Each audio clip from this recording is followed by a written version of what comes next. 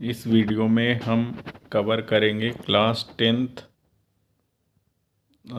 English subject में first flight के चैप्टरों में से जो इम्पोर्टेंट एक्सट्रैक्ट हैं जो कई अलग अलग पेपरों में आ चुके हैं। तो आइए स्टार्ट करते हैं। ये जो हम फर्स्ट वाला स्टार्ट करने जा रहे हैं ये है हिज फर्स्ट फ्लाइट का। तो पहले हम इसको समझेंगे, फिर क्वेश्चन समझेंगे और आंसरों को समझेंगे। तो स्टार्ट करते हैं।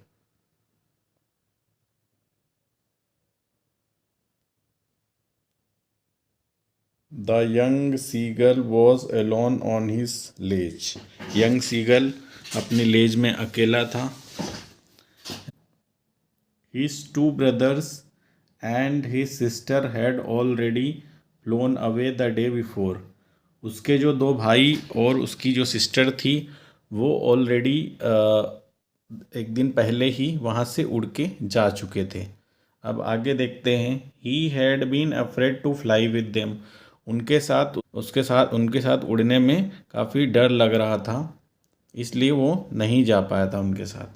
Some how when he had taken a little run forward to the brink of the ledge and attempted to flap his wings he became afraid.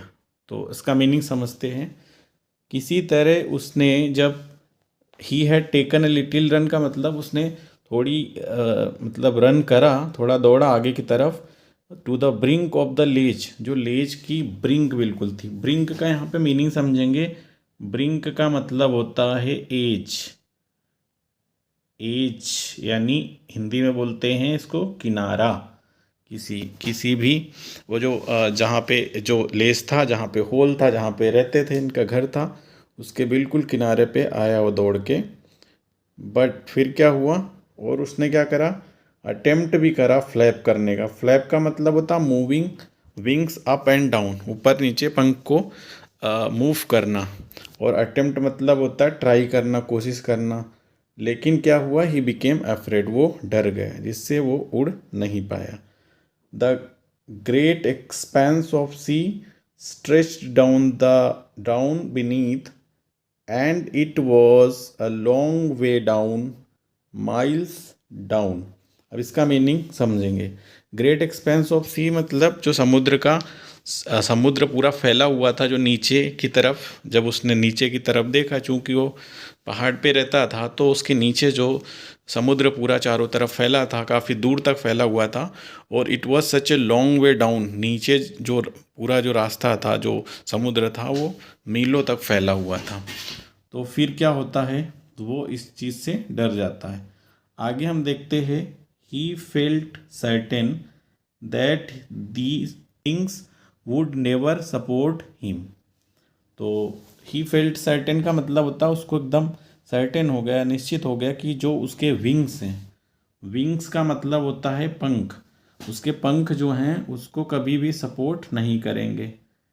So he bent his head, इसलिए उसने अपना सिर झुकाया। Bent मतलब होता है bend का second form में। उसने अपना सिर झुकाया एंड रैन अवे, और ran back to the little hole. तो वो अपने छोटे से होल में चला गया। होल का मतलब होता है छेद। तो उसका जहाँ पे वो रहता था वो छोटे से होल में चला गया। वो कहाँ था, अंडर द लेज, वही जो पहाड़ का निकला हुआ थोड़ा सा पार्ट था जिसके नीचे वो रहता था।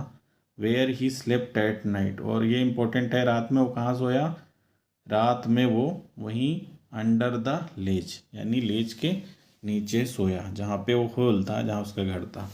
अब ये 3 मार्क्स का आ चुका है, ये एक पेपर का ही है हिस्सा। अब हम क्वेश्चन देखते हैं। फर्स्ट हमारा क्वेश्चन है, what happened when the young sea girl ran to the brink of ledge. तो जो क्या हुआ, व्हेन मतलब होता है जब, यंग सीगल जो था, जो यंग सीगल था समुद्री पक्षी, रैन टू द ब्रिंक, वो जब लेज के ब्रिंक में आए, ब्रिंक मतलब होता है किनारे पे, तो क्या हुआ, तो हुआ क्या था, he became afraid. He became afraid मतलब वो डर गया। अगला क्वेश्चन देखते हैं। Where did the young sleep at night. यहाँ पे यंग के बाद वो सीगल लिखना भूल गए पेपर में। तो जो वेयर मतलब कहाँ, यंग सीगल, स्लीप मतलब सोना, और नाइट मतलब रात में वो कहाँ सोया था। तो रात में कहाँ सोया था, तो right answer is under the ledge. ये आप देख सकते हो यहाँ पे लिखा भी है अंडर द लेज। आगे का देखते हैं नेक्स्ट।